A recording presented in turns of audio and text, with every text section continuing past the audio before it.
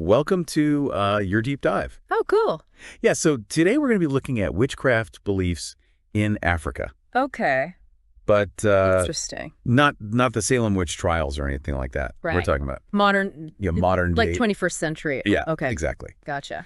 And we've got all these academic papers that we're going to be going through that explore how witchcraft is like a part of modern life in Africa. Yeah. It's like intertwined with economic change and this idea of development. Yeah, that's really fascinating because it's like those two things you don't really think of together, modernity and witchcraft, but it's really intriguing how these beliefs are not just disappearing, they're changing and adapting right alongside 21st century Africa. And we've got research spanning from the 1950s all the way to contemporary studies. Wow. So it's like a really good overview. Yeah, it's like a really good overview. Like it's not just a snapshot in time. Right. I bet there are some crazy stories. Dude, some of the stories are wild.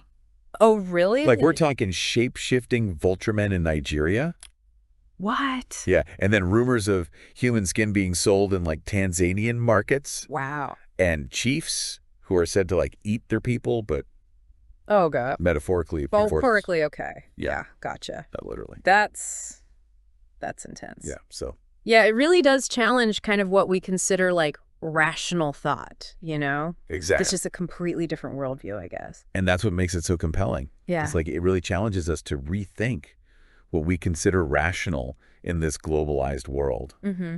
And these sources really show how deeply witchcraft is connected to social and economic realities, especially in places experiencing like rapid change. I'm sure. So like even early anthropologists, like going way back, they had trouble proving that witchcraft accusations were on the rise. Really? Yeah, like so it wasn't just like this huge spike. No, it wasn't like a huge spike. Okay. And like it seems like accusing someone or taking part in cleansing rituals. Yeah. It was more about pushing back against upheaval. So like moral resistance rather than... almost like a moral statement. Okay. Interesting. Not necessarily a sign of society like falling apart. Right. I mean, I guess it's like they're trying to make sense of like, the changing world around them. And like maybe this is their way of, grasping onto something, asserting their own agency or something. Yeah, and it's a lot more nuanced than just labeling it as backwardness. Exactly. So we have this idea that witchcraft is like stuck in the past. Okay. But then the research points out that spiritualism was booming in like the early 20th century. Okay. And it happened alongside huge scientific breakthroughs. Wow. So like it's not... So the two aren't mutually exclusive.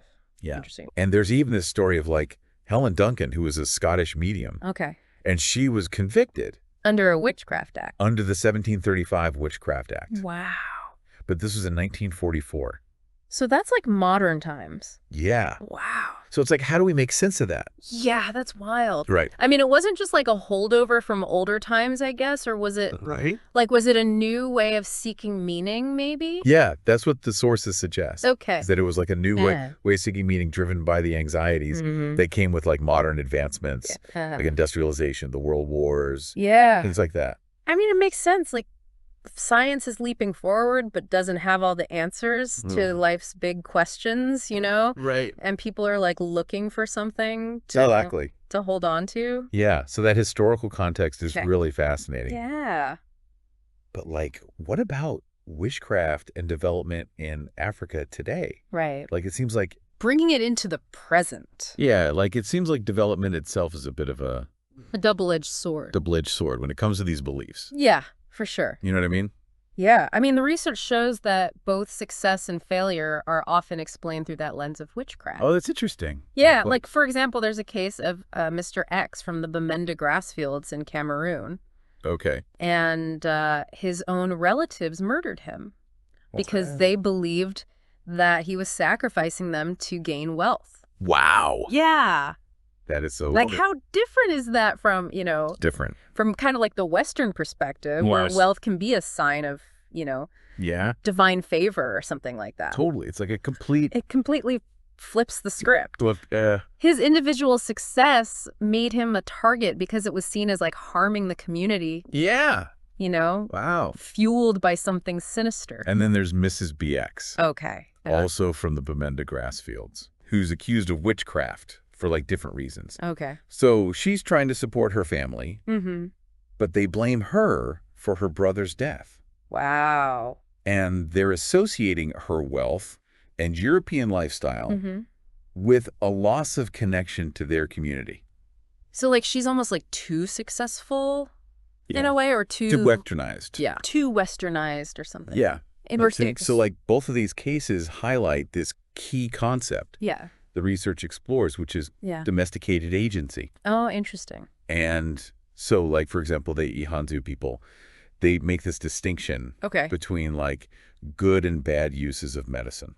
Okay, so there's, a morality to it. It's not just, It's not just, good or bad magic. It's, right. how you're using it, kind of. Exactly. Okay. So some practices are meant to protect, and others are seen as exploitative, you're focused on personal gain at the expense of others. So it's not just the presence of magic or spiritual forces, it's about how that power is used within the community. Just that social contract kind of. Has a whole other layer. Layer of complexity, right? Sure, yeah. And it gets even more complex when you look at how witchcraft beliefs intersect with ideas of power and leadership. Yeah. Political power and stuff. Definitely. So that's where it gets really interesting. I'm excited to hear more about that. Yeah. Yeah, so it seems through history in Africa, people in positions of authority have often been accused of using witchcraft. Oh, really? Yeah, from colonial era chiefs to modern day politicians. Okay. There's this idea that they're using unseen forces to hold onto their power. It's almost as if wielding power makes people suspicious. Yeah, especially when it seems unearned. Right. Or excessive. And the research mentioned chiefs during colonial times who exploited their roles accumulating wealth through taxes and unfair court decisions. And they called it eating their chiefdoms. Wow, that's a powerful image. Yeah, it is. And it seems this perception of leaders using occult forces hasn't gone away even in the post-colonial era. Yeah, you're right. The research highlights Sierra Leone, where people often believe that politicians are using witchcraft to secure and maintain their positions. It's even when a country's political system seems modern. Right. These beliefs persist. It's pretty thought-provoking. Yeah. Why do you think that is? I don't know. It's what is it about these beliefs that make them so enduring? I guess it's they're trying to make sense of power dynamics. Yeah. That feel unfair and hidden. That makes sense. And it's not just about individual leaders either. Right. The research talks about Ihanzu diviners in Tanzania who are believed to be hired by government officials for protection. Oh, wow. And to boost their businesses. Really? So it goes all the way up? Yeah. It's it goes all the way up to the top levels of government. Yeah. Interesting. So we've got these traditional power structures. Okay. And then we have these new kinds of occult economies emerging across Africa. So it's not just the old ways, it's new ways. Yeah. Thinking about this stuff. And the research describes how medicine is being bought and sold. Diviners are working openly in traveling markets. Wow. And it seems like globalization is creating new spaces for these beliefs to thrive. That's fascinating. And it's a little bit unsettling, too. Yeah. Especially when you think about the human skin trade in Tanzania. Right.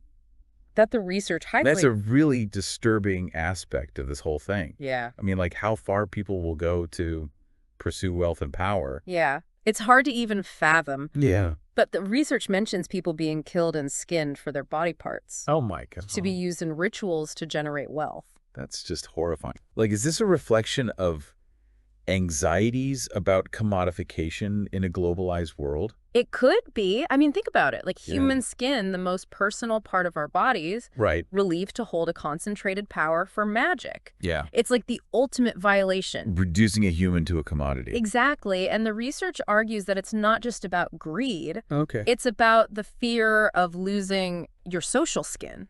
Your identity. Your identity, your place in the community. Right. In a system that feels exploitative and dehumanizing. So we've got these traditional beliefs evolving and colliding with globalization. Yeah, a head-on collision. And then there's these anxieties of city life. Oh, okay. How do these beliefs play out in an urban environment? Right. And the research describes these fascinating urban legends in Nigeria about vulture men who shapeshift and prey on unsuspecting city dwellers. Oh, wow, that's creepy. Yeah. Like a modern folklore reflecting the anxieties of city life. And what stood out to me was this story about the police capturing a supposed vulture man in Port Harcourt. Oh, wow, really? Yeah, and it caused this huge debate. So was he a real vulture man, or was he just like... Right, was he a criminal mentally ill? Yeah. Or a real supernatural being? I mean, that case really shows how these beliefs blur the lines between reality and fantasy. Yeah. And tap into deeper social anxieties. Yeah, like in a rapidly changing urban environment where everyone is anonymous. Right. It's not surprising that stories like this emerge. Yeah, people are trying to make sense of the unknown. Right, it's like that stranger danger, but magnified in the city. Yeah, exactly. Like you don't know who to trust, what anyone's motives are. Right, makes you question what's possible. Yeah, and often that fear of the unknown gets projected onto marginalized groups. Right. Like we see with the vulture man. Regardless of whether he was a shapeshifter or just a mentally ill person, he became a symbol of those anxieties. So it's not just about ancient beliefs clashing with modern life.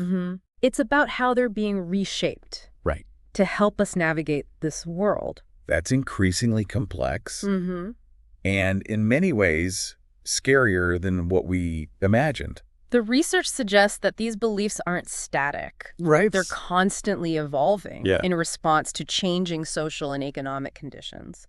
And speaking of adapting, I was fascinated by the research on university cults in Nigeria. University cults. Yeah, they're described as these fraternities that are believed to practice occult rituals, engage in violence. Oh, wow. And involve women in their initiations. That's intense. Like in a modern-day secret society, but with a very contemporary twist. That's so interesting. And what's interesting is that they represent a paradox. Oh, okay, a paradox. How so? No, they're modern in their organization, their use of technology. And the way they recruit ambitious students, promising them power and influence. In exchange for loyalty, but their practices are often rooted in traditional beliefs about spiritual power, male dominance, and violence as a means of control. So like a blend of old and new, pulling from both to achieve their aims. Exactly. And I bet the rumors and media coverage don't help. Oh, totally. The research points out that they play a huge role. In shaping public perception. Like sensationalizing their activities. Right, and exaggerating their power. Creating that climate of fear and suspicion. Yeah, it becomes difficult to separate fact from fiction. Exactly. It reminds me of how certain social groups become scapegoats for larger anxieties. Yeah, they're demonized and blamed for societal problems. Even when there's little evidence to support those claims. It's like they become symbols of anxieties about social change, economic inequality, the breakdown of traditional values. Yeah, and their alleged use of occult powers makes them seem even more dangerous. Right, it all plays into that fear of the unknown. Yeah, these cults tap into that. Becoming a focal point for anxieties that might be much broader and more complex. You know, it's like we tend to view witchcraft through this very like Western lens. Like associating it with superstition and backwardness. Right. As if it's something modern societies have moved beyond. Like it belongs to the past. Yeah. Not a world of science and technology. Yeah, exactly. But the research challenges that assumption. Oh, really? Yeah, it argues that witchcraft isn't just about a lack of scientific understanding. It's about engaging with these unseen forces that shape our lives. Right. Forces that science may not fully explain. Or control. Right. And in a world where globalization is causing so much uncertainty and disruption, it makes sense that these beliefs would resonate with people. It's like they're providing a framework for understanding and coping. Exactly. With the anxieties of a rapidly changing world. And by looking at these beliefs in Africa, we're not just studying some far-off other. Right. We're grappling with fundamental questions about human nature. I like that. The nature of power. And how we try to make sense of the world around us. It's like holding up a mirror to ourselves. Right. And our own anxieties about the future. Exactly. We might not call it witchcraft. But we all have our ways of grappling with the unknown and the forces that seem to be beyond our control. That's a really insightful point. Thanks. And I think it speaks to the power of this research. It encourages us to step outside of our own cultural assumptions and biases to gain a deeper understanding of the human experience. This deep dive has been incredible. It has been fascinating. We've explored how witchcraft beliefs are intertwined with modernity development and the anxieties of a rapidly changing world. It really makes you think. Yeah, it's definitely made me question my own assumptions. Well, what's irrational? Yeah, about what constitutes like rational thought and behavior. I think one of the key takeaways for me is that these beliefs aren't static. Oh. They're constantly evolving in response to the challenges and opportunities of the modern world. It's been eye-opening to see how these beliefs are expressed in different contexts. From rural villages to bustling cities. Yeah, and how they're used to negotiate power. Right. Make sense of success and failure. And cope with the uncertainties of life in the 21st century. It makes you realize that the world is a much stranger and more complex place. Absolutely. Than we often give it credit for. Yeah, we like to think we have it all figured out. And on that note, we'll leave you with this question to ponder. Okay, hit us with it.